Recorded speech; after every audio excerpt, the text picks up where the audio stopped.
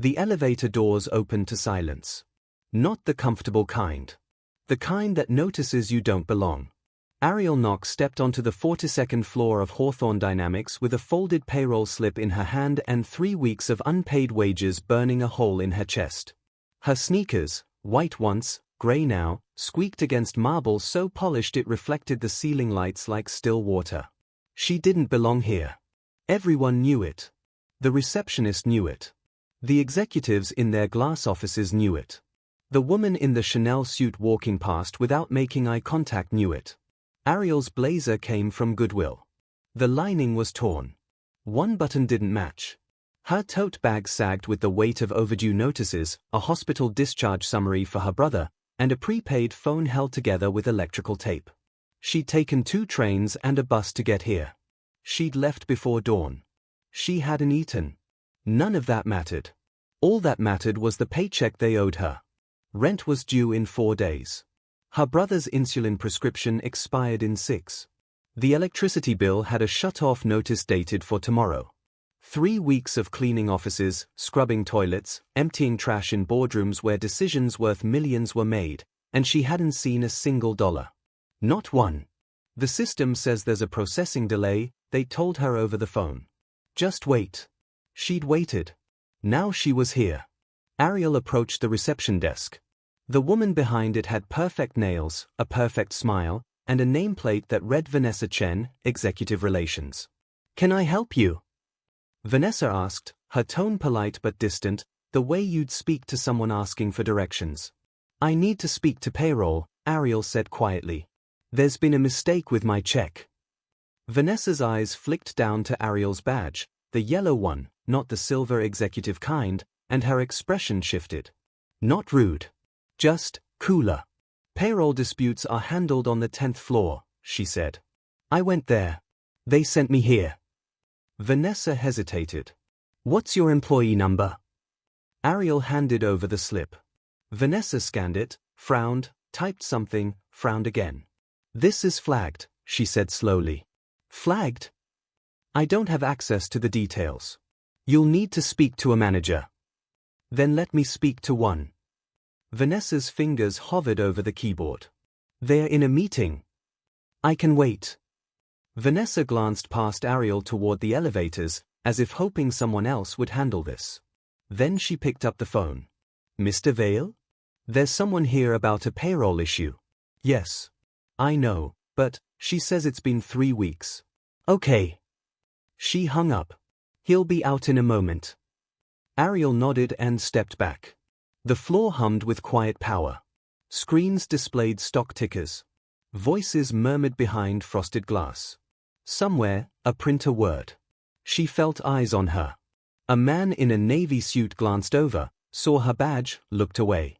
A woman carrying a leather portfolio slowed, assessed, kept walking. This place wasn't built for people like Ariel. It was built to keep them out. Then the glass door at the far end of the floor opened. Preston Vale stepped through. Tall. Mid-50s. Silver hair combed back. A suit that probably cost more than Ariel's rent for a year. He moved like someone who'd never been told no. He saw Ariel immediately. And smiled. Not warmly. The way you smile at something out of place. "Who let custodial staff wander up here?" Preston said, loud enough for the room to hear. A few people looked up. Ariel's throat tightened. "Sir, I'm missing 3 weeks of pay." "I just need," Preston laughed. Not a chuckle. A full, public laugh. Sharp and cutting. The room's energy shifted. People stopped typing. Conversations paused. Phones stayed in hands, but attention turned. Ariel felt heat crawl up her neck, into her face. 3 weeks. Preston repeated, as if the concept itself was absurd. "You people don't understand how systems work." "You people." The words landed like a slap. Ariel's hands trembled, but she forced them still. "I worked the hours," she said, voice shaking but steady. "I just want my paycheck." Preston's smile widened. "The system doesn't make mistakes." "Then check it." "I don't need to." Someone behind Ariel snickered. Preston tilted his head, studying her the way you'd study an insect on the sidewalk. Do you know how many people try this? He said. Come up here, make noise, think they can bypass process. I'm not bypassing anything. I'm asking for what I earned. You're wasting time. Ariel's vision blurred at the edges. Not from tears. From exhaustion. From hunger. From the crushing weight of knowing that if she walked away now, nothing would change. Her mother's voice echoed in her mind. If you walk away from what's yours, they'll keep taking. Please, Ariel said. Just let someone check the system. Preston sighed, the way you sigh at a child who won't stop asking questions. Security, he called. 2 men in black uniforms stepped forward from the corner near the elevators. Ariel's pulse spiked. Escort her out, Preston said calmly. The room watched. Some people looked uncomfortable. Some looked entertained. No one moved to help. Have you ever been humiliated in front of people who had the power to stop it, but didn't? Ariel didn't run. She should have. Every instinct screamed at her to leave, to disappear, to go back to being invisible. But something inside her refused. Something her mother planted long ago. Wait, Ariel said, voice louder now. Just let the screen refresh. Preston paused. What? The payroll screen. Let it refresh. He stared at her like she'd spoken another language. Then he laughed again. This is what happens, he said, turning to address the room now, when you confuse access with importance. A few people smiled. Vanessa looked at her keyboard. Security stepped closer. And then Ariel said the words that made Preston Vale freeze. My mother warned me you'd say that. The room went still. Preston turned slowly. What did you say? Ariel's voice shook, but she held his gaze. Maribel Knox. Payroll architect. 2012. Preston's face flickered. Just for a second. But Ariel saw it. The crack in his certainty. Remove her, Preston snapped. Security reached for Ariel's arm, and the payroll screen behind Vanessa's desk flickered. If you've ever been told you don't matter, stay with us. Because what happens next will change everything. Subscribe before the next update. The screen didn't explode. It didn't flash red or sound alarms. It just refreshed. A soft blue loading bar appeared at the top. Numbers shifted. Columns rearranged. No one noticed. Except Ariel. Security had her by the elbow now, guiding her firmly toward the elevators. Not rough. Not gentle. Just efficient. Please, Ariel said, twisting to look back at the screen. Just wait. You need to leave, one of the guards said. Preston had already turned away, dismissing her with his posture. He was saying something to an assistant, gesturing toward a glass office. The room resumed its rhythm. Keyboards clicked. Phones buzzed. The moment was over. But Vanessa was still staring at her screen. Her expression had changed. Sir, she said. Preston didn't turn. Handle it, Vanessa. Sir, I think you should see this. Something in her voice made him stop. He glanced back, irritation flashing across his face. What? Vanessa pointed at the monitor. Preston walked over slowly, the way you walk when you're already certain nothing important is waiting. He looked at the screen. And froze. The loading bar had finished. Ariel's employee profile was displayed, name, ID number, department. But beneath it, where the payroll balance should have shown 3 weeks of minimum wage, the number was wrong. Very wrong. Preston leaned closer. What is this? He said quietly. Vanessa scrolled down. I don't know. The system just updated.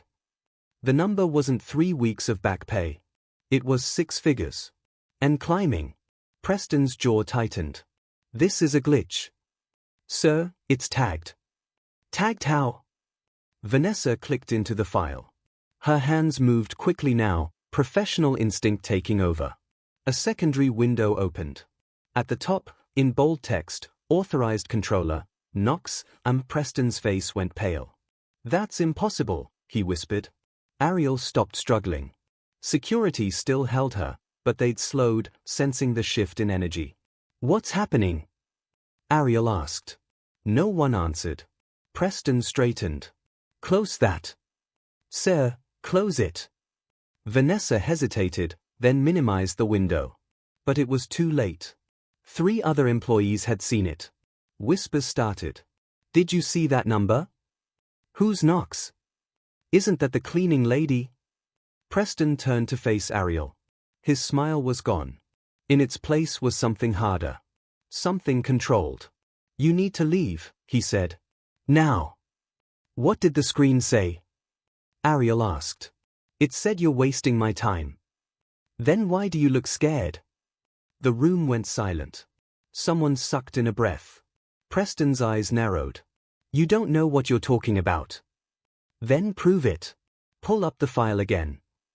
I don't take orders from custodial staff. I'm not giving an order. I'm asking for transparency. Preston stepped closer. Not threatening, but deliberate. You think because you say a name, it means something, he said quietly. Your mother worked here for 6 months. She was let go for cause. That's all. Ariel felt the words like a punch. She wasn't let go, Ariel said. She was fired for telling you the truth. The truth? That you were stealing from people. The room inhaled. Preston's face hardened. That's defamation. Then sue me. I don't need to sue you. I'll have you arrested. He pulled out his phone. Vanessa stood. Mr. Vale, stay out of this. Sir, the file is still active. I said stay out of it. But Vanessa didn't sit down. She was staring at her screen again, and her face had gone white. Sir, she said slowly. It's not just her. Preston froze mid-dial. What? The system is pulling up other accounts. What accounts? Flagged payroll accounts. Dozens of them. The whispers grew louder. Preston walked back to the desk. He looked at the screen, and his hands gripped the edge of the desk. Name after name populated the display. Contractors. Night staff. Janitors. Security. Administrative assistants. All flagged. All showing underpayments. All correcting in real time. This wasn't supposed to activate, Preston whispered. Ariel's heart pounded. What wasn't? Preston didn't answer. He grabbed the desk phone. Get me legal. Now. The operator's voice crackled. Sir, they're in depositions until, I don't care. Get them now. He slammed the phone down. Ariel took a step forward. Security didn't stop her this time. What did my mother do? She asked. Preston's eyes met hers. And for the first time, she saw it. Not anger. Fear. Your mother, he said slowly, was very good at her job. Then why did you fire her? Because she thought she was more important than the company. She was protecting people. She was undermining authority. She was right. Preston's phone buzzed. He ignored it. The room was watching now. Fully. No pretense of work. Someone had pulled out their phone. Turn that off, Preston snapped. The phone disappeared, but the damage was done. Ariel's voice was steady now. You fired her because she built something you couldn't control. Preston said nothing. And now it's awake, Ariel continued. Isn't it? The payroll screen refreshed again. This time, a new window appeared. A PDF file. The title read, Hawthorne Dynamics, Payroll Failsafe Pixel Activated, Current Date, Authorized by, Maribel Knox. Vanessa opened it. Her hands shook. It's a legal audit trigger, she said. Every underpayment over the last 10 years. Automatically filed with the Department of Labor. Preston grabbed the edge of the desk so hard his knuckles went white. She couldn't have, she did, Vanessa whispered. The room erupted. People stood. Phones came out. Voices overlapped. Is this real? Are we getting back pay? How much are we talking about? Preston turned to Ariel. And for the first time, he didn't look powerful. He looked small. What do you want? He asked quietly. Ariel's voice didn't waver. I only want my paycheck. What your mother leaves behind can be more powerful than anything you carry. If this story is hitting you, don't look away now. Subscribe so you don't miss what happens when the truth finally speaks. The room didn't calm. It fractured. Voices rose. Chairs scraped. Someone was already on the phone with someone else, voice low and urgent. Another person was at Vanessa's desk, trying to see the screen over her shoulder. Back up, Vanessa said firmly. Everyone back up. No one listened. Preston stood frozen in the center of it all, his phone buzzing relentlessly in his hand. He stared at the screen like it was a bomb he couldn't defuse. Ariel stayed near the elevators, security still flanking her but no longer pulling her away. They looked uncertain now. Orders had stopped coming. One of the guards glanced at her.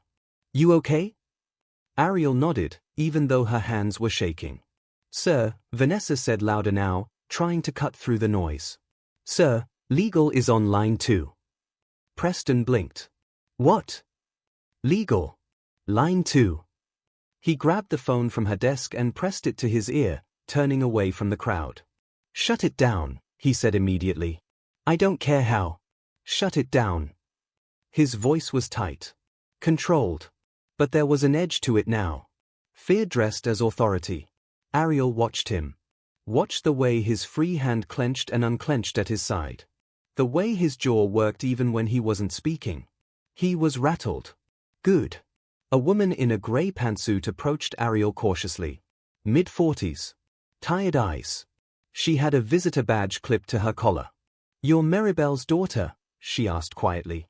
Ariel hesitated. Yes. The woman's face softened. I worked with her. Just for a few months before she stopped. She talked about you. Ariel's throat tightened. She did. All the time. Said you were smarter than anyone gave you credit for. Ariel didn't know what to say. The woman glanced at Preston, then back at Ariel. She tried to warn him. Multiple times. He wouldn't listen. Warn him about what? About this. The woman gestured at the screen. She built fail-safes into the payroll system. Legal ones.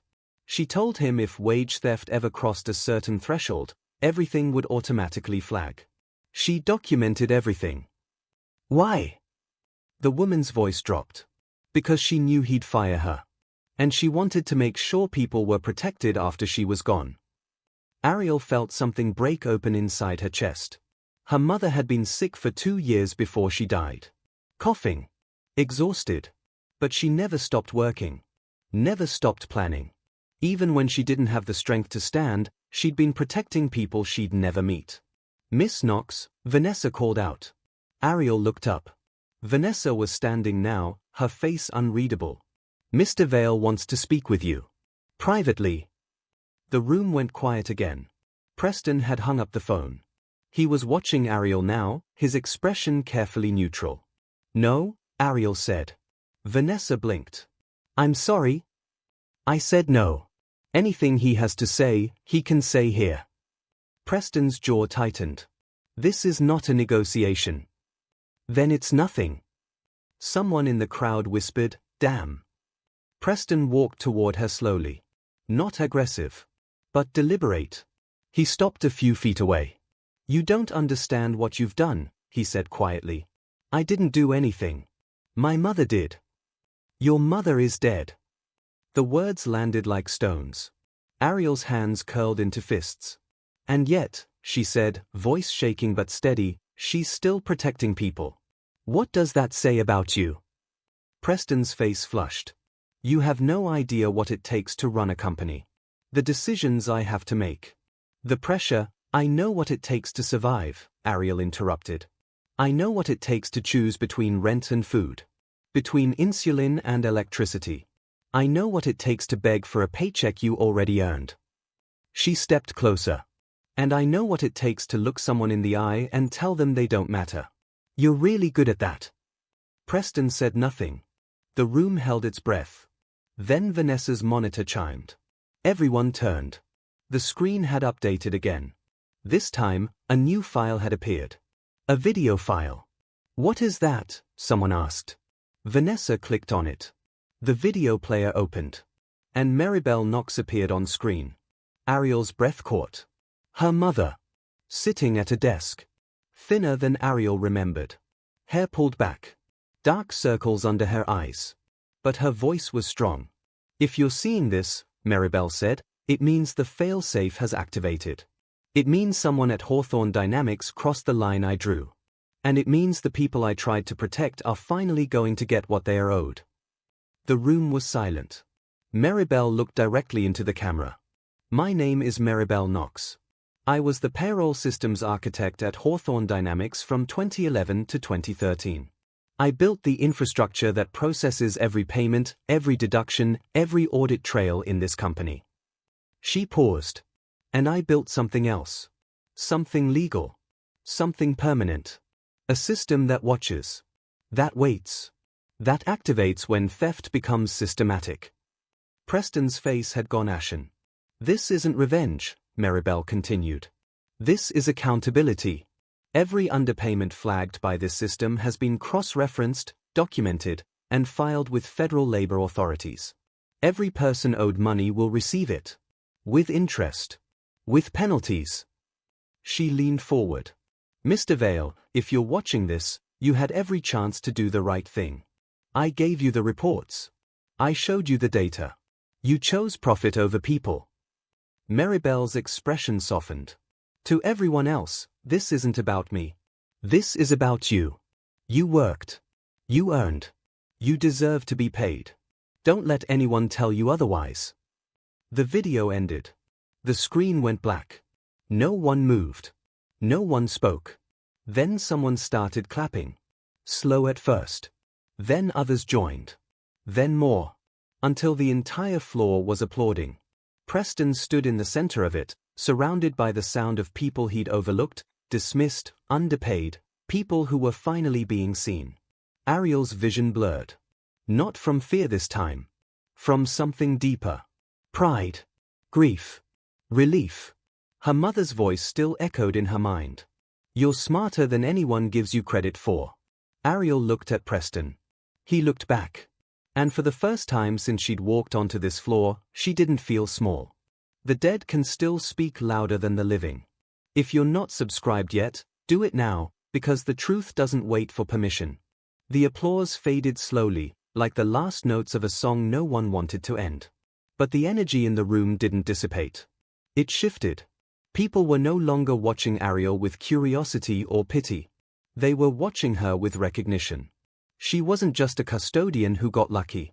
She was the daughter of the woman who'd built a reckoning into the walls of this place. Preston Vale stood motionless, his face a careful mask. But his hands betrayed him, clenched, white-knuckled, trembling at his sides. Turn it off, he said quietly. Vanessa looked up from her desk. Sir. Turn the screen off. All of them. I can't. The system's locked. Preston's voice sharpened. Then unlock it. It's not a manual lock. It's automated. I don't have admin access for this. Then find someone who does. Vanessa hesitated, then picked up the phone. But before she could dial, the payroll screen refreshed again. This time, a new window appeared. Not a document. Not a video.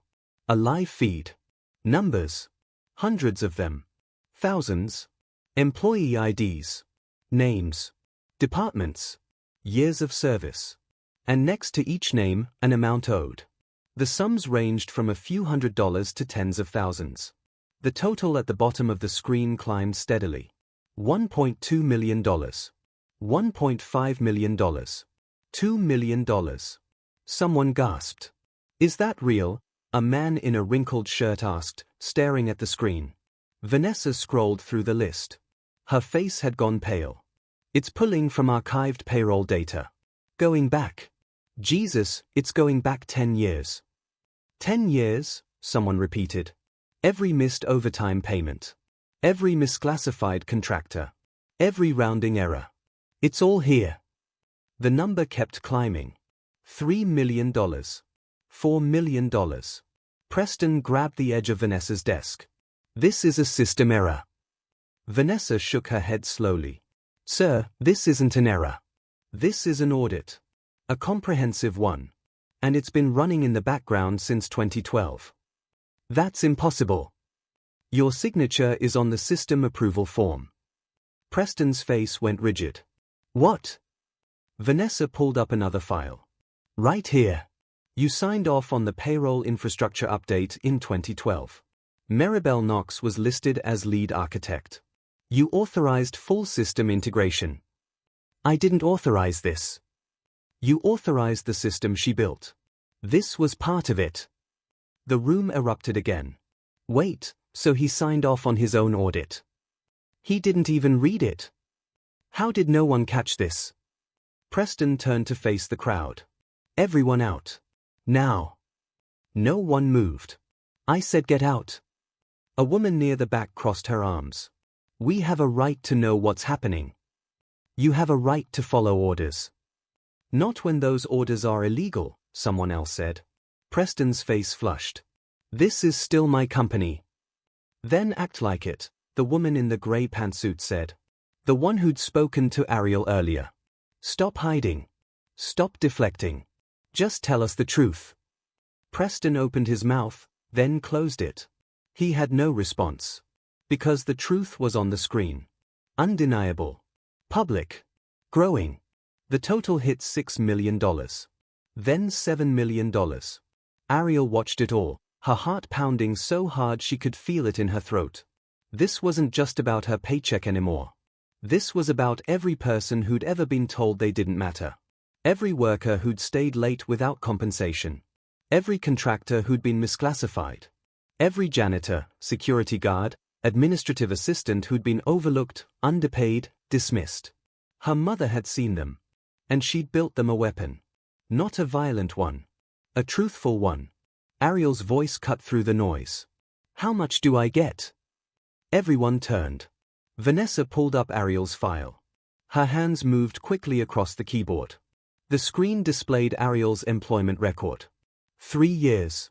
Part-time custodial staff. Minimum wage. No benefits. But beneath that, another line. Legacy compensation node-activated beneficiary. Knox. Ariel. Vanessa's voice was barely a whisper. You're listed as a primary beneficiary. For what? Vanessa clicked deeper into the file. Another number appeared. $487,000. The room went silent. Ariel stared at the screen. That's not possible, she said. It's back pay, interest, and penalties, Vanessa explained. Your mother coded you into the system as a dependent. If wage theft exceeded a certain threshold, you were entitled to a share of the recovery funds. But I didn't. She did, Vanessa said gently. She made sure you were protected. Ariel's knees felt weak. $487,000. More money than she'd seen in her life. More than she'd dreamed of. Enough to pay every bill. Cover her brother's medical costs for years. Buy time. Buy safety. Buy breath. But all she could think about was her mother. Sitting at that desk. Sick. Tired. Dying. Planning for a future she wouldn't live to see. Why didn't she tell me? Ariel whispered. The woman in the grey pantsuit stepped closer. Because she didn't want you to hope. She wanted you to survive. Ariel's eyes burned. Preston cleared his throat. This is all legally contestable. Vanessa looked at him. No, sir. It's not. You don't know that. I do. Your legal team reviewed the system in 2012. They signed off on it. It's airtight. Preston's phone buzzed. He glanced at it, and his face went even paler. What? Someone asked. He didn't answer. His phone buzzed again. Then again. Then Vanessa's desk phone rang. She answered. Listened. Her expression shifted. Okay. Yes. I'll tell him. She hung up. Sir, she said quietly. The Department of Labor just issued a press release. They're opening a formal investigation into Hawthorne Dynamics. This story is already on the wire. Preston staggered back. How? The system sent the audit files automatically. It's been programmed to do that for years. It was just waiting for the right trigger. Someone in the crowd held up their phone. It's on Twitter. #Hawthorne Dynamics is trending. Preston looked around the room, at the faces watching him. Waiting. For the first time in his life, he had nothing to say. Ariel stepped forward. I don't want your apology, she said. I want my paycheck. And I want everyone else to get theirs too. Preston met her eyes. And nodded. Justice doesn't shout. It just arrives. If this hit you, subscribe now, because some truths refuse to stay buried. The news vans arrived by noon. Ariel watched them from the 42nd floor window, a line of white trucks with satellite dishes blooming like mechanical flowers along the curb. Reporters clustered on the sidewalk, cameras already rolling, testing microphone levels. She hadn't left the building. Security had asked her to stay. Not as a threat, as a request. They needed her signature on documents. Statements. Legal waivers. Someone from HR kept saying the word beneficiary like it was a foreign language they were still learning. Ariel sat in a conference room she'd only ever cleaned. The leather chairs were soft. The table was real wood. The coffee someone brought her was still hot. It felt surreal. Vanessa sat across from her, a laptop open, a stack of papers beside her. I know this is overwhelming, Vanessa said gently. Ariel nodded. There are a few things we need to clarify. For your protection as much as the company's. Okay. Vanessa slid a document across the table. This is your mother's employment file. I pulled it this morning. Ariel stared at the folder. She'd never seen it before. Inside were performance reviews, system diagrams, emails, meeting notes. And a photo. Maribel Knox, standing in front of a whiteboard covered in flowcharts and code. She was smiling. Her hair was pulled back. She looked happy. Ariel touched the edge of the photo. She was brilliant, Vanessa said. Everyone knew it. The payroll system she built, it's still the foundation of everything we use today. It's efficient, secure, and, apparently, very principled. She never told me what she did here. She probably didn't want to worry you. Ariel flipped through the pages. Performance reviews, exceptional. Exceeds expectations. Critical asset. Then the tone shifted. A meeting note dated March 2013, M. Knox raised concerns contractor classification discrepancies. Suggested audit. Flagged for review. Another note, 2 weeks later, M. Knox filed formal complaint with HR recommended immediate corrective action. Then, a final entry, M. Knox terminated. Cause, insubordination. Effective immediately. Ariel's hands tightened on the paper. She wasn't insubordinate, Vanessa said quietly. She was right. Ariel looked up. Then why did they fire her? Because she made people uncomfortable. She asked questions no one wanted to answer. And she didn't stop when they told her to. That's not insubordination. That's integrity. I know. Ariel set the file down. How did she do it? Build something no one noticed? Vanessa leaned back. She embedded the fail-safe into the core payroll update. It looked like standard error checking code, redundancy protocols, audit triggers, compliance checks. All normal stuff. But beneath that, she coded something much deeper. What? A monitoring system. It tracked every payroll transaction. Not just amounts, context. Hours worked. Job classifications. Overtime eligibility. It cross-referenced everything against federal labor law. And when discrepancies exceeded a certain threshold, it activated. Activated how? Vanessa pulled up a file on her laptop and turned it toward Ariel. It was a flowchart. At the top, payroll processing, standard operations beneath that, layers of code and decision trees. And at the bottom, almost invisible, a single line, if, total underpayment, greater than $500,000 then execute protocol _Knox. That's it. Ariel asked. That's it. Once the company's cumulative wage theft crossed $500,000, everything unlocked. Files. Audits. Beneficiary accounts. Legal notifications. All of it automated. All of it legal. Ariel stared at the screen. She built a trap. She built accountability. And no one saw it. They saw it. They just didn't understand it. Your mother presented it as a compliance tool. Something to protect the company from audits. And technically, that's what it was. But it also protected workers. Ariel's voice was quiet. She knew they'd fire her. I think so.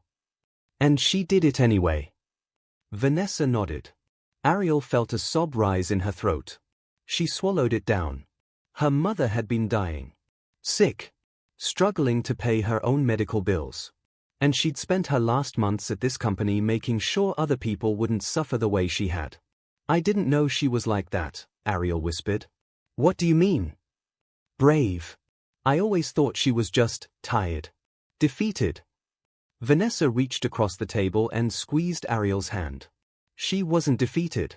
She was strategic. Ariel wiped her eyes. I don't know what to do with the money. You don't have to decide right now. It's too much. It's what you're owed, but I didn't earn it. Not like this. Vanessa leaned forward. Your mother earned it. She built something that will protect thousands of people. You're her legacy. That money isn't charity. It's compensation for what she gave this company, and what they took from her. Ariel looked down at the photo again. Her mother's smile. The whiteboard behind her. Lines of code that became shields. She died in our apartment, Ariel said quietly. 1 bedroom. Broken heater. She couldn't afford her treatments. And the whole time, she was protecting people here. Vanessa's eyes glistened. I'm sorry. Don't be. Just tell me what happens next. Vanessa pulled out another document. The Department of Labor is investigating. But the audit your mother built is self-executing. Everyone on that list will receive payment within 30 days. Automatically. Direct deposit. And Preston? That depends on what the investigation finds. But at minimum, he'll face penalties. Possibly criminal charges if they determine the wage theft was systematic and intentional. He knew, Ariel said. You could see it on his face. Knowing and proving are different things. My mother proved it. Your mother, Vanessa said, built something prosecutors dream of. A complete, documented, legally bulletproof case. All they have to do is follow the trail she left. Ariel stood and walked to the window. Below, more news vans had arrived. A crowd was gathering. Some people held signs. Pay your workers justice for Maribel, we see you now. They don't even know who she was, Ariel said. They will. Ariel turned. I want to tell her story. You will. When you're ready. No. Now. I want people to know what she did. Vanessa hesitated. The media will want to interview you. Then let them. Ariel, you don't have to. Yes, I do. Ariel's voice was firm now. My mother spent her last days making sure people would be protected. And she died invisible. I'm not letting her stay that way. Vanessa studied her for a long moment, then nodded. Okay. I'll set it up. By 3 p.m., Ariel was sitting in front of 5 cameras. Reporters crowded the lobby. Questions flew faster than she could answer them. Miss Knox, how does it feel? Were you aware of what your mother, what do you plan to do with? A PR consultant from Hawthorne stepped forward. One at a time, please. The room settled. A woman in a red blazer from a major network raised her hand. Miss Knox, can you tell us about your mother? Ariel took a breath. My mother's name was Maribel Knox. She worked here from 2011 to 2013. She was a payroll systems architect. She was brilliant. And she was kind. Her voice steadied as she continued. She built something no one expected. Not because she wanted revenge. Because she wanted protection. She knew what it felt like to be overlooked. To work hard and still struggle. To be told you don't matter. Ariel looked directly into the closest camera. She died 3 years ago. She never saw this moment. But she planned for it. She spent her last months building something that would outlive her. Something that would speak when she couldn't. A reporter in the back spoke up. What do you want people to know about her? Ariel's eyes burned, but her voice didn't break. I want people to know that she saw you. Every janitor, every contractor, every person who's ever been told they are replaceable, she saw you. And she made sure someone would fight for you, even after she was gone. The room was silent. That's not a ghost in the system, Ariel said. That's love. The cameras kept rolling. But no one asked another question. They didn't need to. That night, Ariel rode the subway home. The same route. The same crowded car. The same scuffed floors and flickering lights. But everything felt different. Her phone buzzed with messages. News alerts. Interview requests. Lawyers wanting to help. Organizations wanting to honor her mother. She turned the phone off. When she got to her apartment, her younger brother was waiting. Marcus. 16. Thin. Tired. But alive. I saw you on TV, he said. Ariel dropped her bag. Yeah. You were really good. Thanks. They said you're getting money. We're getting money. Marcus looked down. Mom did that. Yeah. She did. I wish I remembered her better. Ariel walked over and hugged him. You will. I'll make sure of it. They stood there for a long time. Later, after Marcus went to bed, Ariel sat at the kitchen table. The same table her mother had sat at. Coughing. Planning. Hoping. Ariel opened her laptop and pulled up the video Vanessa had sent her, the one her mother had recorded. She watched it again. And again. Memorizing every word. Every expression. Every pause. Her mother's voice. This isn't revenge. This is accountability. Ariel whispered to the empty room. I'll make sure they remember that. She opened a new document and started typing. Not a statement. Not a press release. A story. Her mother's story. The words came slowly at first. Then faster. By dawn, she had 10 pages. By the end of the week, she had 50. By the end of the month, publishers were calling. And by the end of the year, Maribel Knox's name wasn't just in a database or a news cycle. It was in classrooms. In labor law textbooks. In congressional hearings on wage theft. In the stories people told each other about fighting back. Because some people don't just leave footprints. They leave foundations. Preston Vale didn't go home that night. He sat in his office on the 53rd floor, alone, watching the city lights blur into a sea of gold and white. His desk was clear except for a single folder, the employment file for Maribel Knox. He'd read it 4 times. Each time, the words felt heavier. Flagged for review. Formal complaint filed. Terminated for cause. His signature was at the bottom of the termination letter. He remembered signing it. He remembered thinking, one less problem. He'd been wrong. The door opened without a knock. His COO, Richard Chen, stepped inside. Mid-60s. Grey suit. The kind of man who measured words like currency. The board wants you out, Richard said. No preamble. No cushion. Preston didn't look up. When? Tonight. Emergency vote. You have until morning to submit your resignation, or they'll remove you publicly. On what grounds? Take your pick. Negligence. Mismanagement. Fraud. The Department of Labor is already calling this the largest wage theft case in the state's history. Preston's jaw tightened. I didn't know. That's not a defense. That's an admission you weren't paying attention. I trusted the system. You trusted yourself. And you ignored the person who built the system when she told you it was broken. Preston finally looked up. You read the file. Everyone's read the file. It's been leaked to every major outlet. Maribel Knox's face is on the evening news. They're calling her a hero. And you? Richard paused. They're calling you a thief. Preston stood abruptly. I built this company. You inherited it. Your father built it. You just didn't ruin it, until now. The words landed like a slap. Preston walked to the window, hands clasped behind his back. Below, the protesters were still there. Even at midnight. Signs illuminated by streetlights. Justice for workers. Maribel Knox saw the truth. Pay what you owe. How much? Preston asked quietly. How much what? How much is the final number? Richard hesitated. 12.3 million. And climbing. They're still processing international contractors. Preston closed his eyes. $12 million.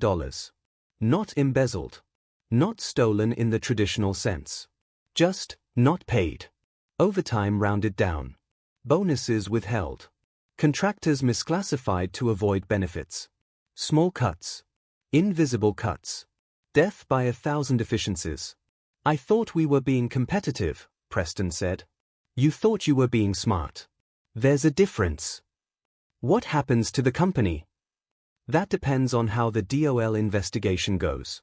Best case, we pay the fines, restructure, and survive with a different CEO. Worst case, criminal charges, asset seizures, and bankruptcy. Preston turned. And me? Richard met his gaze. You're done. Whether you resign or get removed, you're done. Preston nodded slowly. It wasn't shock. It was acceptance. He'd seen this coming the moment Ariel Knox said her mother's name.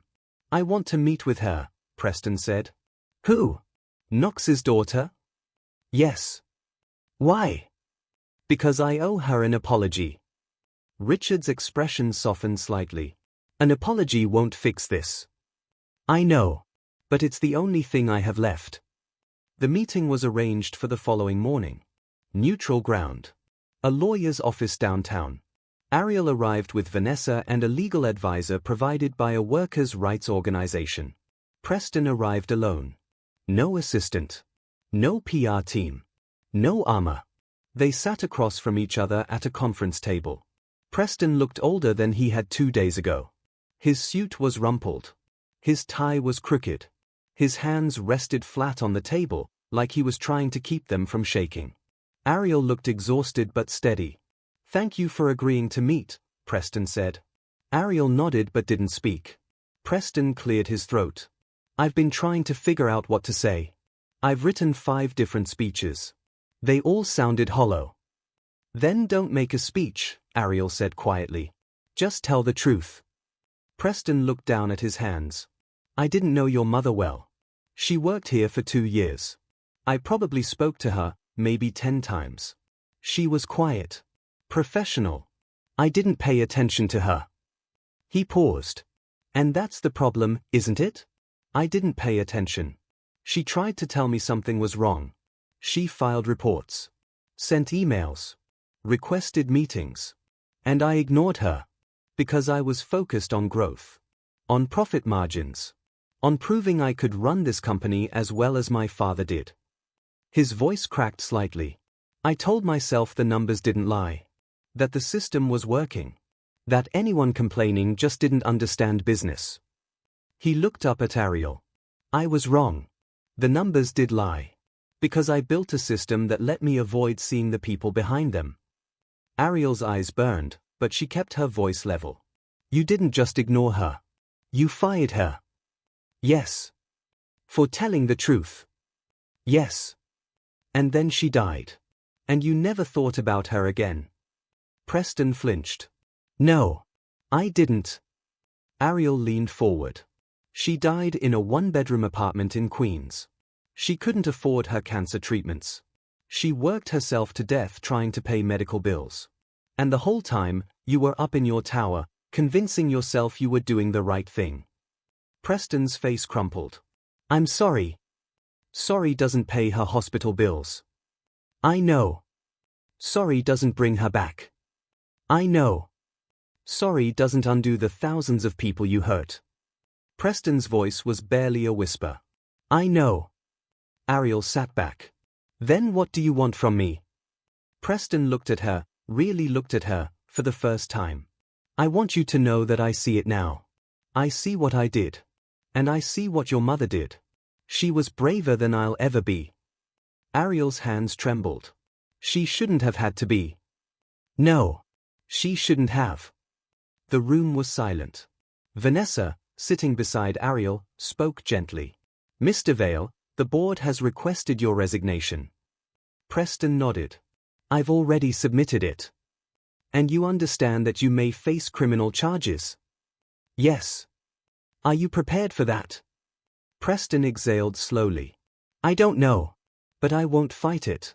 If that's what's owed, I'll pay it. Ariel studied him. Searching for deception. For performance. But all she saw was a man who'd finally run out of excuses. I don't forgive you, Ariel said.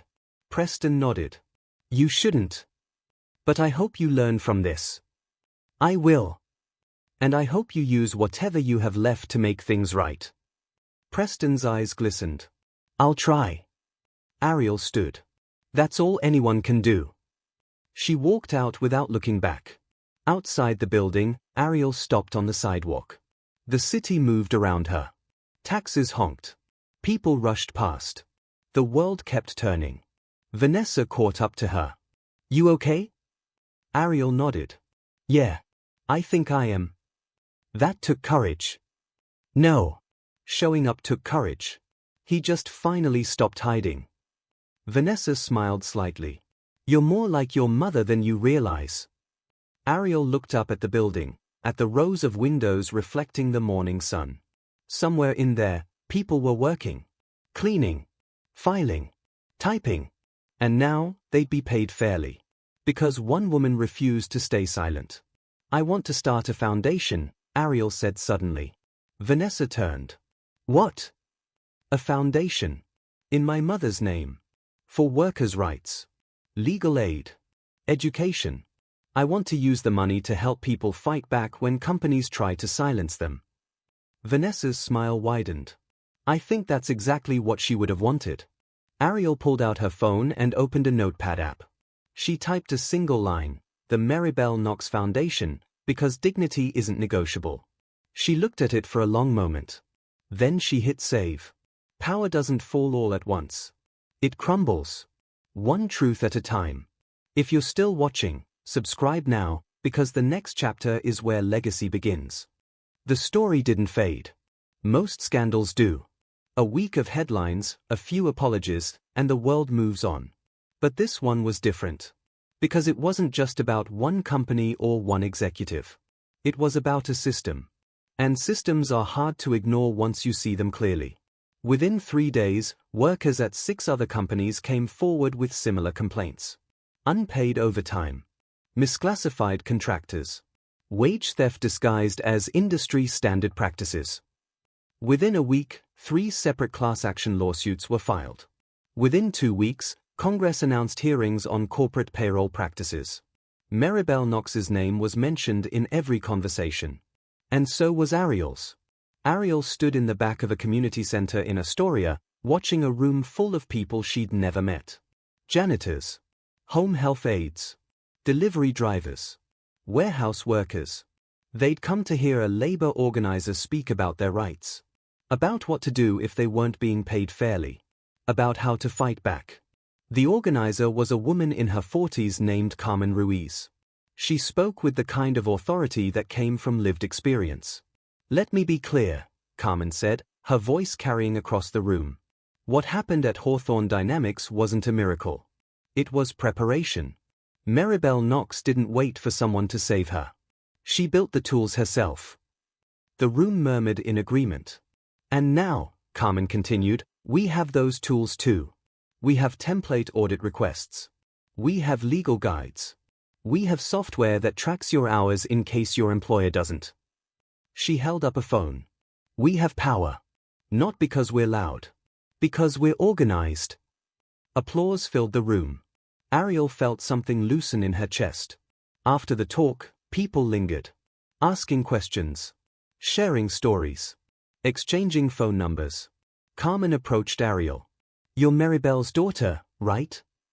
Ariel nodded. Yeah. I've been doing this work for 20 years. And I've never seen anything move this fast. Your mother changed the conversation. She just did her job. No, Carmen's voice was firm. She did more than her job. She weaponized her expertise for good. That's not common. That's rare. Ariel looked around the room. All these people, they're here because of her? They're here because of what she proved was possible. She showed people that you don't have to wait for permission to fight back. You just have to be smarter than the people trying to stop you. A young man approached, maybe 25, wearing a delivery company uniform. Excuse me, are you Ariel Knox? Ariel turned. Yeah. He extended his hand. My name's David. I work for a courier service downtown. After I saw your story, I started tracking my hours. Turns out they've been shorting me for 6 months. Did you file a complaint? Better. I found 12 other drivers with the same problem. We're meeting with a lawyer next week. Ariel's eyes widened. That's amazing. David smiled. Your mom made it seem possible. So, thank you. He walked away before Ariel could respond. Carmen squeezed her shoulder. That's going to happen a lot now. What is? People thanking you for something your mother did. It's going to feel strange. But let them. Because it's not about credit. It's about momentum. By the end of the month, Ariel had been contacted by 14 workers' rights organizations, 6 documentary filmmakers, 2 publishing houses interested in a book about her mother, 43 individuals asking for help with wage theft cases. She couldn't do it alone. So she didn't. She hired a small team. A paralegal. A communications coordinator. An accountant who specialized in nonprofit work. They rented a small office in Long Island City. 2 rooms. Second-hand furniture. A whiteboard covered in names and case numbers. The Maribel Knox Foundation wasn't fancy. But it was functional. And it was growing. Ariel spent her days fielding calls. Reviewing cases. Connecting people with lawyers. Funding audits. One afternoon, a woman named Lydia walked into the office. Mid-50s. Tired eyes. She carried a folder thick with papers. I heard you help people, Lydia said. Ariel gestured to a chair. We try. What's going on? Lydia sat down slowly, like her body hurt. I've worked at a nursing home for 18 years. Night shift. They've been cutting our hours on paper but making us work the same shifts. I didn't realize until I saw your story on the news. She opened the folder. Inside were pay stubs, time cards, and handwritten logs. I started tracking everything, Lydia said. Turns out they owe me about $32,000. Ariel reviewed the documents. This is really thorough. Your mother taught me something, Lydia said quietly. You taught me something too. What's that? That it's okay to ask for what you earned. That it's not greedy. It's not rude. It's just right. Ariel's throat tightened. We'll help you. I promise. Lydia's eyes filled with tears. Thank you. After Lydia left, Ariel sat alone in the office, staring at the folder. $32,000. 18 years of stolen time. One person. And there were thousands more just like her. The weight of it should have crushed Ariel. But instead, it fueled her. Because her mother had been right. The system wasn't broken. It was designed this way. And the only way to fix it was to rebuild it. One case, one person, one victory at a time. That night, Ariel got a call from an unknown number. She almost didn't answer. But something made her pick up. Hello? Is this Ariel Knox? Yes. Who's this? My name is Senator Patricia Morales.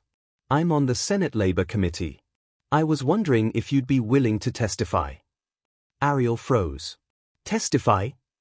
We're holding hearings on wage theft and corporate accountability. Your mother's story, and yours, is exactly what people need to hear. I'm not a lawyer. I'm not an expert. You're something better. You're a witness. And witnesses change laws. Ariel looked around her small apartment. At the photo of her mother on the wall. At Marcus asleep on the couch. When? She asked. 3 weeks. In Washington. Ariel exhaled slowly. Okay. I'll do it. Thank you, Miss Knox. This matters. After the call ended, Ariel sat in the dark for a long time. Her mother had spent her final days building a trap for injustice. And now, Ariel was going to spring it on a national stage. The hearing room in Washington was colder than Ariel expected. High ceilings. Dark wood paneling. Rows of seats filled with journalists, advocates, and corporate lawyers in identical navy suits. Ariel sat at a long table facing the Senate Labor Committee. A microphone stood in front of her. A glass of water she hadn't touched sat beside a nameplate that read, Ariel Knox, Witness. To her left sat Carmen Ruiz, the labor organizer from Queens. To her right, a former Department of Labor investigator who'd helped build cases like her mother's. Across from them, representatives from 3 major corporations, including Hawthorne Dynamics.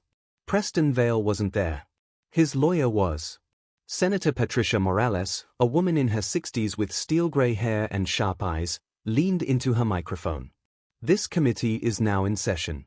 We're here to examine patterns of wage theft in American corporations and to assess whether current labor protections are adequate. She looked directly at Ariel. Miss Knox, thank you for being here. I know this isn't easy. Ariel nodded. Thank you for inviting me. I'd like to start by asking you to tell us, in your own words, what happened at Hawthorne Dynamics. Ariel took a breath. She'd practiced this. Rehearsed it with Carmen and the Foundation's legal advisor. But now, sitting under the bright lights with cameras recording every word, her mind went blank. Then she thought of her mother. And the words came. My name is Ariel Knox. My mother was Maribel Knox. She was a payroll systems architect at Hawthorne Dynamics from 2011 to 2013. She built the infrastructure that processed every payment in that company. Her voice steadied. She also built something else. A fail-safe. Because she saw, that people were being underpaid. Overtime was being rounded down. Contractors were misclassified. Small amounts. But they added up. Ariel looked at the senators. My mother tried to report it. She filed complaints. She requested meetings. And she was ignored. Then she was fired. Someone in the audience shifted. But before she left, she embedded a system that would monitor every payroll transaction. Legally. Quietly. And when the wage theft crossed a certain threshold, it activated. It documented everything. It notified authorities. It protected people she'd never meet. Ariel's voice grew stronger. She died 3 years ago. She never saw this. But she planned for it. Because she knew that if she didn't, no one would. Senator Morales leaned forward. Miss Knox, your mother's system uncovered over $12 million in unpaid wages. Can you explain why the company's existing oversight didn't catch this? Ariel paused. Because the oversight was designed to protect the company. Not the workers. Murmurs spread through the room. One of the corporate lawyers, a man in his 50s, raised his hand. Point of order. Miss Knox isn't a legal expert. Her testimony, Senator Morales cut him off. She's a witness. And her testimony is exactly what this committee needs to hear. The lawyer sat back. Ariel continued. My mother didn't have power. She didn't have money. She didn't have connections. All she had was knowledge. And she used it to build something that couldn't be silenced. She looked directly at the camera. If she could do that, if one woman, dying of cancer, working from a 1-bedroom apartment, could hold $1 billion company accountable, then the system doesn't need to be this way. The room was silent. Senator Morales nodded slowly. Thank you, Miss Knox. Another senator, a man in his 70s, spoke up. I have a question for the corporate representatives. The lawyers straightened. You've heard Miss Knox's testimony. You've seen the evidence. How do you explain $12 million in unpaid wages? The lead attorney for Hawthorne Dynamics, a woman in a gray suit, cleared her throat. Senator, with respect, these were administrative errors. Not intentional, administrative errors. Carmen Ruiz interrupted, leaning into her microphone. For 10 years. The attorney hesitated. The system was complex. The system was designed by Maribel Knox, Carmen said. And it worked perfectly. The only error was ignoring her. Applause broke out in the gallery. Senator Morales banged her gavel. Order! But the energy had shifted. The hearing continued for 3 more hours. Testimonies from other workers. Data from labor economists. Arguments from corporate defense teams. But the moment everyone remembered, the clip that played on every news channel that night, was Ariel's. A young woman, exhausted and grieving, holding a system accountable with nothing but the truth. After the hearing, Ariel stood outside the Capitol building, surrounded by reporters. Miss Knox, what do you want to see happen next? Legislative action, Ariel said simply. Stronger protections. Real penalties for wage theft. Systems that put workers first. Do you think your mother would be proud? Ariel's eyes glistened. I think she'd be relieved. She didn't do this for recognition. She did it because it needed to be done. What's next for the foundation? We're expanding. More staff. More cases. We're building partnerships with legal aid organizations across the country. Anyone being cheated by their employer, we want them to know they're not alone. And Preston Vale? Do you think he should face criminal charges? Ariel paused. I think he should face consequences. But more than that, I think he should spend the rest of his life making sure no one else does what he did. Not just apologizing. Acting. One last question came from the back. Miss Knox, what would you say to other workers who are afraid to speak up? Ariel looked directly into the camera. Your silence protects the wrong people. Your voice, even if it shakes, matters. And you're not fighting alone. People like my mother have already built the tools. You just have to be brave enough to use them. The cameras kept rolling. And somewhere, in homes and break rooms and late-night shifts across the country, people watched. And decided to stop being silent. 6 months later, things were different. Not perfect, but different. Hawthorne Dynamics settled with the Department of Labor for $18 million. Every worker on Maribel's list received their back pay, plus interest, plus penalties. Preston Vale never faced criminal charges. The evidence showed negligence, not intent, but he lost everything else. His reputation. His position. His legacy. He sold his penthouse. Donated most of his remaining assets to workers' rights organizations. And then he disappeared from public life. Some people called it justice. Others called it insufficient. Ariel called it complicated. The Maribel Knox Foundation had grown. They'd moved into a larger office in downtown Brooklyn. 3 full-time staff members. A network of pro bono lawyers. A hotline that received over 200 calls a week. Ariel still answered phones herself. She couldn't help it. Every call was a person. A story. A fight that mattered. One afternoon, she picked up a call from a woman named Sandra. I saw you on the news, Sandra said. I work at a call center. They make us clock out but keep working. Every day. Is that legal? No, Ariel said firmly. That's wage theft. And we can help you. By the end of the call, Sandra had the information she needed to file a complaint. She also had the number for a lawyer who specialized in cases like hers. Thank you, Sandra said, voice shaking. I was so scared to call. You don't have to be scared anymore, Ariel said gently. After Sandra hung up, Ariel sat back in her chair. Marcus walked in carrying 2 coffees. He'd started volunteering at the foundation after school. Answering emails. Filing documents. Learning. Another one? He asked, handing her a cup. Yeah. How many is that today?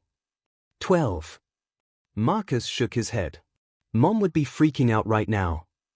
Ariel smiled. In a good way. In the best way.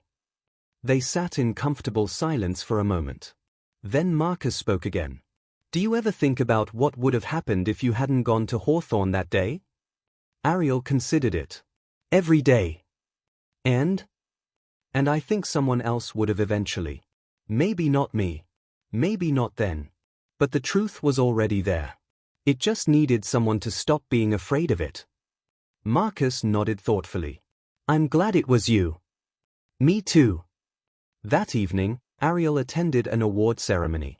She'd been invited to accept an honor on her mother's behalf, the National Labor Advocates Lifetime Achievement Award. The ballroom was full. Union leaders. Activists. Politicians. Workers who'd won their own fights. When Ariel's name was called, she walked to the podium carrying a photo of her mother. She placed it on the podium where everyone could see it. I'm not the one who deserves this, Ariel said into the microphone. She is. She looked out at the crowd. Maribel Knox was not a hero because she was fearless. She was a hero because she was terrified, and she did it anyway. The room was silent. She died believing she'd failed. She thought no one heard her. She thought her work didn't matter. Ariel's voice broke slightly. But she was wrong. Her work mattered. It still matters. And it's going to keep mattering long after I'm gone. She held up the award, a simple plaque with her mother's name engraved in gold. This doesn't belong to me. It belongs to every person who's ever been told they don't matter. Who's been underpaid, overlooked, dismissed. You matter. And people like my mother, people like all of you, will keep fighting until everyone knows it. The room erupted in applause. People stood. Some wiped tears. Others raised fists in solidarity. Ariel looked down at her mother's photo. And for the first time in years, she felt something close to peace. Later that night, Ariel returned to her apartment.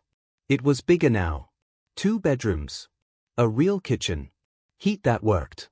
But she'd kept some things from the old place. The kitchen table. The worn couch. The photo of her mother. She sat at the table and opened her laptop. An email was waiting from Senator Morales. Subject: The Maribel Knox Act. Ariel's breath caught. She opened it. Dear Miss Knox, I wanted to inform you personally that the legislation we've been working on has passed committee. The Maribel Knox Wage Protection Act will go to a full Senate vote next month.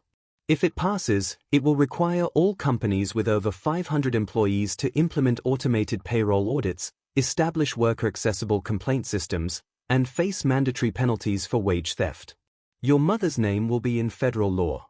Thank you for your testimony. Thank you for your work. And thank you for making sure her story didn't end in silence. With deepest respect, Senator Patricia Morales. Ariel read the email 3 times. Then she closed the laptop and walked to the window. The city stretched out before her. Millions of people. Millions of stories. Her mother had been one of them. And now, she was more. When you fight for others, you become part of something bigger than yourself. If this story changed how you see the world, subscribe. Because legacy isn't what you leave behind. It's what you build forward. Drop a comment. Who's one person you wish the world knew about? Let's honor them together. 5 years later, Ariel stood in front of a building she'd never imagined she'd see. The Maribel Knox Worker Justice Center. 4 stories. Red brick. Solar panels on the roof. A community space on the first floor. Legal clinics on the second. Training programs on the third. Administrative offices on the fourth. It had taken 3 years to build. Funding from settlements, donations, grants, and a few unexpected contributions from executives who'd had their own reckonings. The sign above the door was simple: Maribel Knox Worker Justice Center, because dignity isn't negotiable. Ariel walked inside. The lobby was full. People waiting for legal consultations. A class on wage law in progress in the meeting room. A support group for gig workers in the corner. Carmen Ruiz met her at the entrance. She'd become the center's director. No one was better suited. Ready? Carmen asked. As I'll ever be. They walked toward the auditorium at the back of the building. It was standing room only.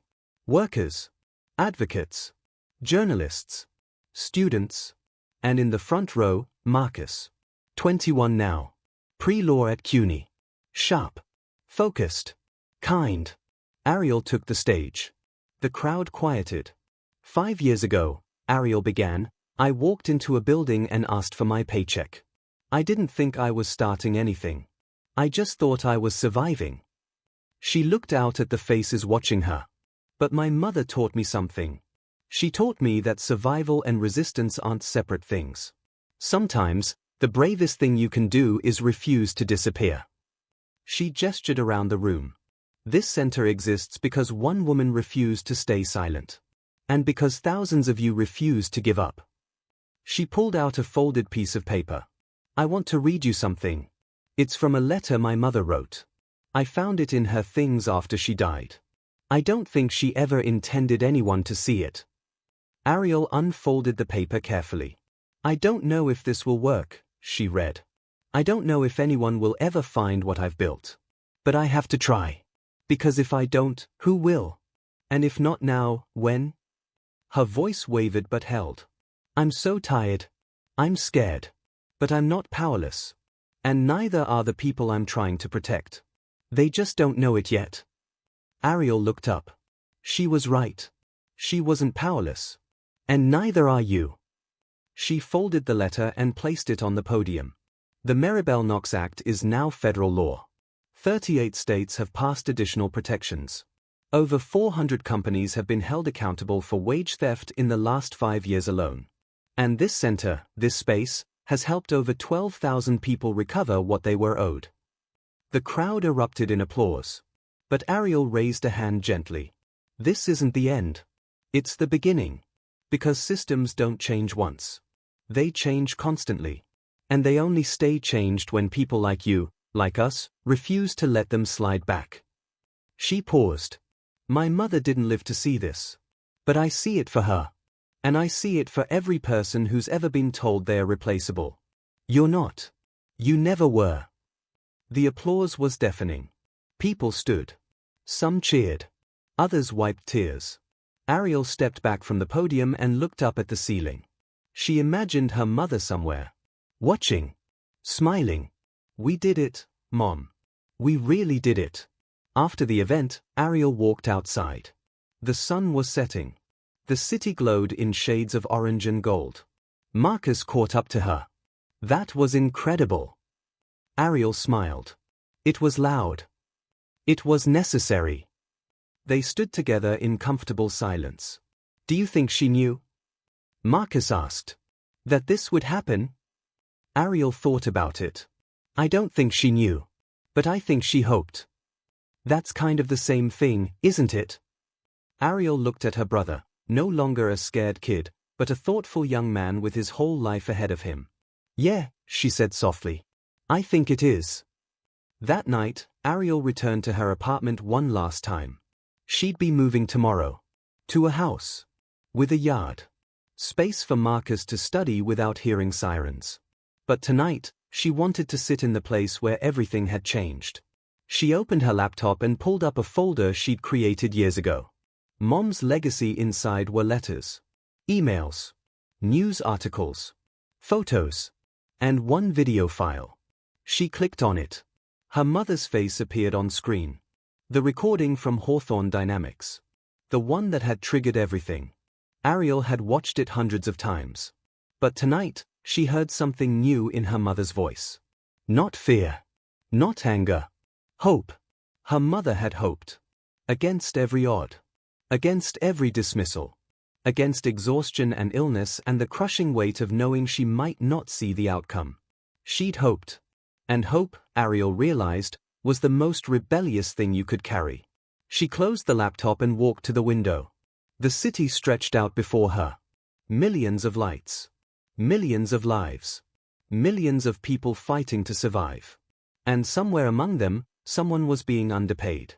Overlooked. Told they didn't matter. But now, there was a building with Maribel-Knox's name on it.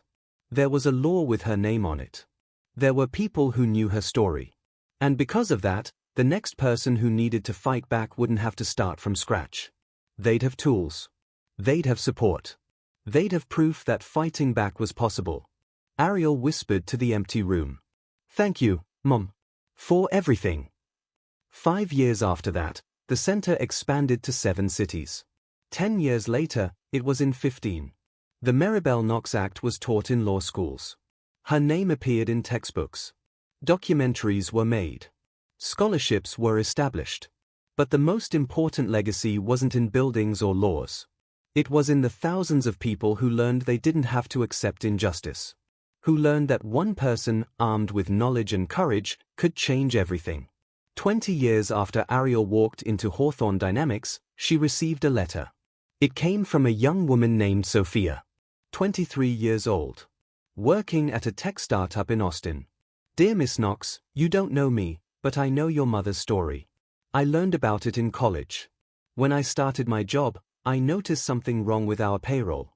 Contractors were being underpaid. I was scared to say anything. But then I remembered what your mother did. So I documented everything. I filed a complaint. I didn't stay silent. The company is now under investigation. 57 people are getting back pay. I wanted you to know that your mother's courage didn't stop with you. It keeps going. Through people like me. Through people I'll never meet. Thank you for making sure her story was told. With gratitude, Sophia Martinez Ariel read the letter 3 times. Then she framed it and hung it in her office, next to her mother's photo. Because that was the real legacy. Not monuments. Not awards. People. People who refused to disappear. People who fought back. People who hoped. Ariel was 53 when she finally retired from the foundation. She'd spent 30 years building it, expanding it, protecting it. Marcus took over as director. He'd grown into a fierce advocate. Brilliant. Compassionate. Everything their mother had been. On Ariel's last day, the staff threw a small party. No speeches. Just stories. People shared moments. Cases they'd won. Lives they'd changed. Carmen, now in her 70s, hugged Ariel tightly. "Your mother would be so proud." Ariel smiled.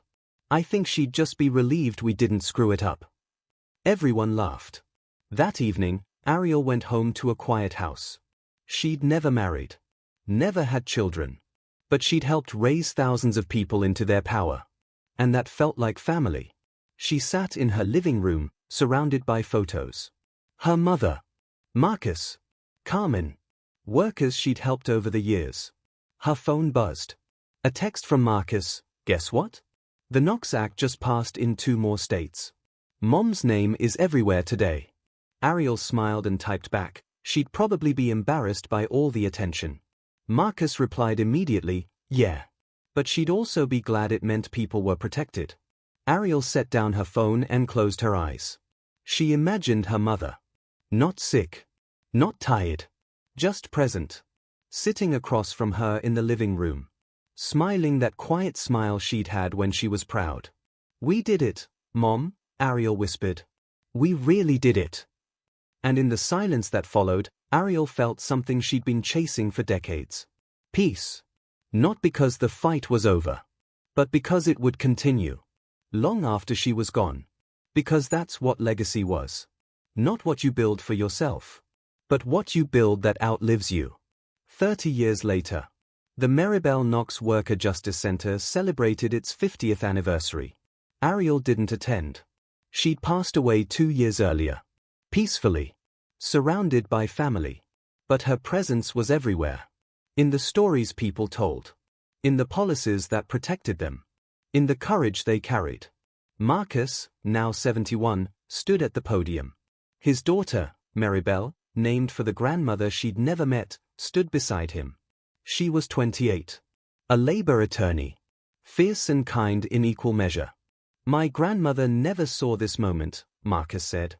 "But she created it. My sister, my mother, he paused, emotion catching in his throat. "My sister carried it forward. And now it's our turn." He looked at his daughter. "The fight doesn't end. It never ends. But it gets easier when you know you're not alone." Young Maribel stepped to the microphone. "I never met my great-grandmother," she said. "But I carry her name. And I carry her mission." She looked out at the crowd, hundreds of people, multiple generations, all connected by a single thread of courage that started in a 1-bedroom apartment in Queens. This center exists because one woman refused to be silent. Because another woman refused to let that silence be forgotten. And because thousands of you refused to let this work stop. She held up a worn folder. "This is the original documentation my great-grandmother created. The audit trail that changed everything. It's in the Smithsonian now. But before it goes, I wanted you to see it." She opened it carefully. Inside were spreadsheets. Handwritten notes. Printouts covered in highlighted sections. The evidence of one woman's quiet rebellion. "This," young Maribel said, "is what resistance looks like. Not loud. Not dramatic. Just thorough. Just truthful. Just brave." She closed the folder gently. And it's still happening. Every day. In break rooms and back offices and late-night shifts. People are documenting. People are speaking up. People are refusing to disappear. She looked directly at the camera recording the event. If you're watching this and you're scared, know that you're part of something bigger. You're part of a legacy that started long before you and will continue long after. The crowd rose in applause. And somewhere, in offices and warehouses, In call centers and construction sites, in homes and break rooms across the country, people watched and decided to stop being silent. Because they'd learned something powerful. That dignity isn't given. It's claimed. And once claimed, it spreads. Like light through cracks in a wall. Unstoppable. Undeniable. Eternal. This is how the world changes. Not all at once. But one brave person at a time. If this story moved you, don't let it end here. Subscribe. Share it. Tell someone who needs to hear it. Because the next Maribel Knox might be reading this right now. And they need to know they're not alone. Comment below, what's one injustice you've witnessed that no one talks about? Let's shine a light on it together. Because silence protects the wrong people. And we're done being silent. The story doesn't end. It multiplies. And it starts with you.